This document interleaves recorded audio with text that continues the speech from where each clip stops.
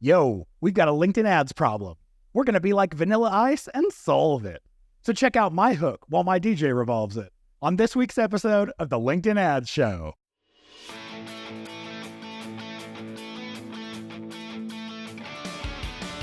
Welcome to the LinkedIn Ads Show. Here's your host, AJ Wilcox. Hey there, LinkedIn Ads fanatics, and thank you, DJ. As he said, I'm AJ Wilcox, and I'm the host of the weekly podcast, the LinkedIn Ads Show. And I'm thrilled to welcome you to the show for advanced B2B marketers who are looking to achieve true pro status and master the LinkedIn Ads platform. Today, we're going to walk through the first-time campaign setup from one of our listeners. He needs some guidance and wants to do it right. So we're taking this as a challenge to walk you through all the structure, the thought process, and the launch. Because I know that there's a lot that you're going to be able to take away and apply even if you're not targeting the same audience.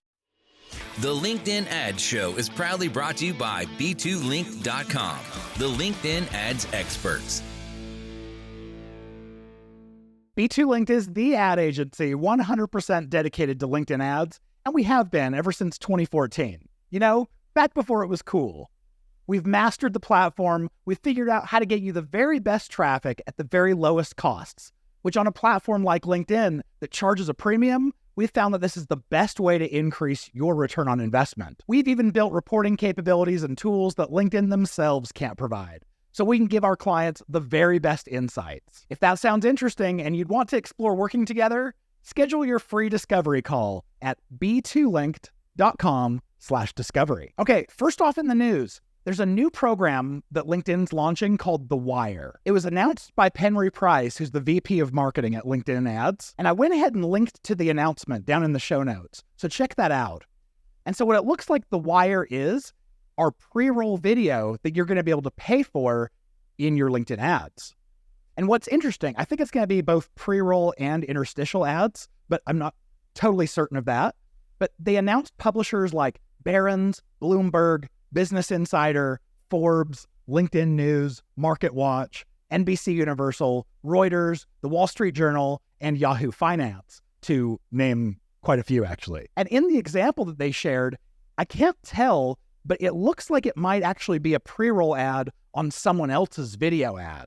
And I reached out to LinkedIn, and I don't think that's the case. I think these are going to be pre-roll videos that you pay to have insertion on existing high-quality videos already basically in the news on those providers that I talked about. But I couldn't tell. I certainly hope that this won't be paying for pre-roll videos on someone else's video ad, because that would be a huge deterrent to us advertisers using video ads, since we really rely on our creative to grab people in the first 2 seconds to stop the scroll. So if it's an ad that comes before our ad and we're reliant on them having good thumb-stopping creative, I don't know that that's going to work very well. But I don't think that's the case. I think it was just the example, little animated GIF they had in the article. If it works the way I think it's going to work, I think this is really cool. They talk about being able to reach buyers who are consuming more and more digital video on the platform, and I think that's way cool. I think a lot of people are going to want to watch video from those high-quality sources, and if we can insert video ads into it, that's a little bit more inventory, hopefully bringing costs down, or at least bringing us more inventory. All right, do you have a question, a review, or feedback for the show? Message me on LinkedIn or email us at podcast@b2linked.com. And you can attach a link to a voice recording from you. I'll play them right here on the show.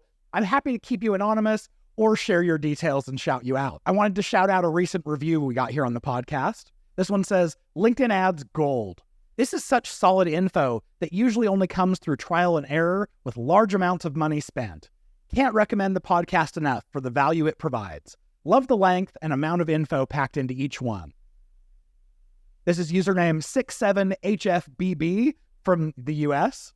I don't know your name, so I could give you an appropriate thank you, but I really appreciate you leaving the review here on the show. And thank you for mentioning that you love the length.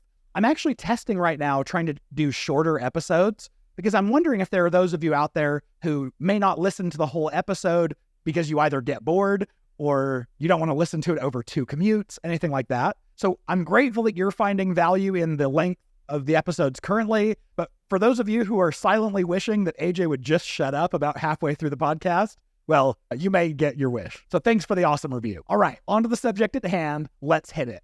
So our question today comes from Daniel Borba. He's the CEO of SparkPortal.com, which is a video agency that helps tech companies grow with better video content. I pulled that right off his LinkedIn page. He's actually located about 30 minutes away from me here in beautiful Salt Lake City, Utah. All right, Daniel, take it away. Hey, AJ.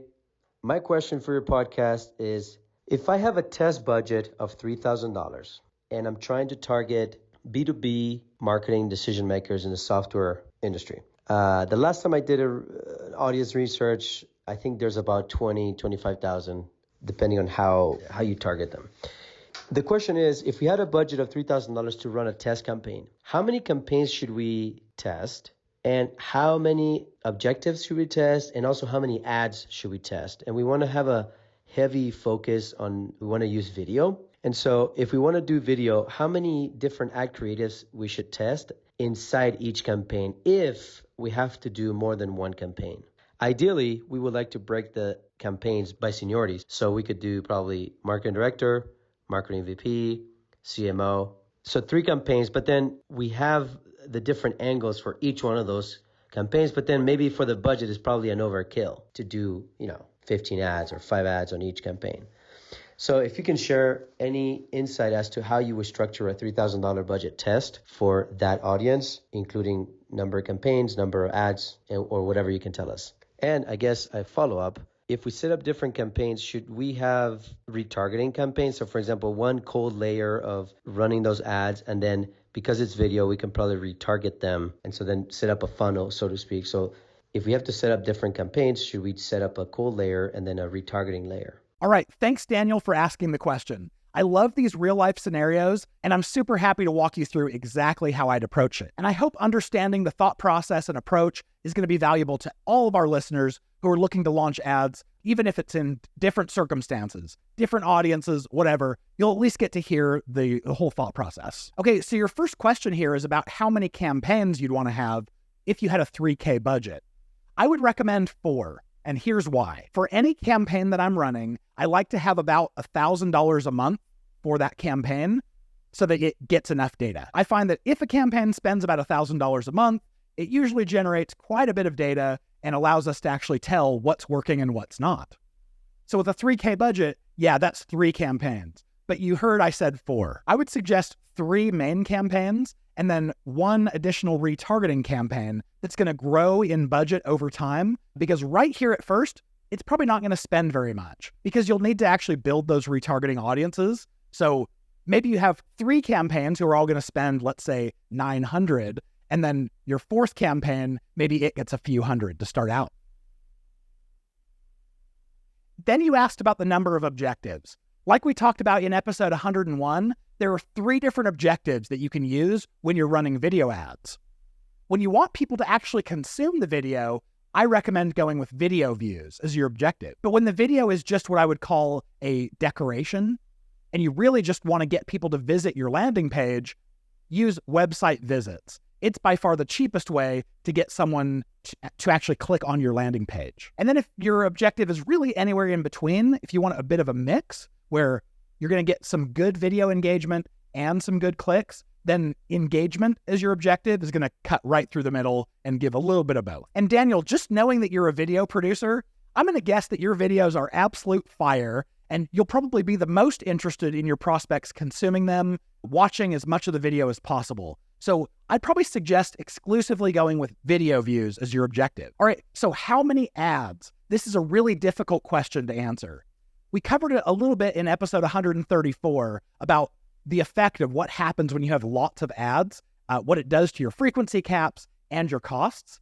But I would say start out with 2 video creatives to test against each other, unless you happen to have a ton of different creatives that you want to work through and test. But don't be afraid to have up to 4, maybe 2 to 4 creatives. If you have that much content, should be great. For your campaign breakout, I actually really like what you suggested about breaking out by seniority. I would do exactly like you suggested. I would have 1 campaign that's marketing job function with the director seniority. The next campaign would be the marketing job function with a VP seniority. And the third one would be marketing job function with the C-level seniority, CXO.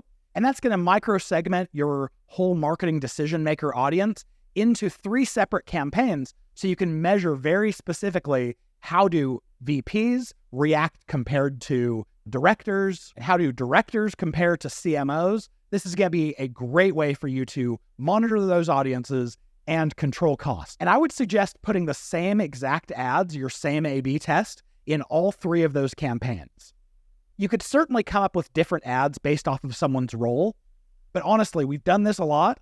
It's a lot of work to come up with separate creative just based off of the role, and you have no idea if it'll pay off to actually go and spend the time to customize those ads, especially if you don't have a baseline yet to compare against. And then you asked about retargeting. Yes, you should definitely do retargeting based on the engagement of these campaigns. I'd recommend creating retargeting audiences based off of anyone who's watched at least 50% of the videos that are in your cold stage campaigns. And then don't forget this, because everyone does, immediately go and exclude those audiences from your cold stage campaigns. What this does is it kicks your audience members out of the audience as soon as they engage with the cold stage. So because they're not cold anymore. Then that same retargeting audience that you just excluded from your cold campaigns, go and create a middle of funnel campaign where that becomes your exact targeting. And voila, you now have a 2-stage funnel set up. Repeat the same process to create a bottom of funnel campaign if you want to end up with a 3-stage funnel. And feel free to repeat the same process to create a 3rd stage, a bottom of funnel campaign, and that'll give you a 3-stage funnel. You may not need all 3 stages at the beginning because you're still just getting some of those retargeting audiences started. But as soon as you have enough data for that 3rd stage, you'll be ready for it. All right, so the next question from the audience is going to be, what kind of video content are you actually going to use in your ads and at which stage of the funnel? So Daniel, if you'd like to share your strategy there, that would be really fun to hear. And of course, we'd love to hear a bit about your results. All right, I want to tell you about something really special. We have a private community for LinkedIn Ads Fanatics called, as you'd guess it, the LinkedIn Ads Fanatics community. It's ultra low cost, and just by being a member, you'll get access to all 4 of our courses that take you from beginner to expert.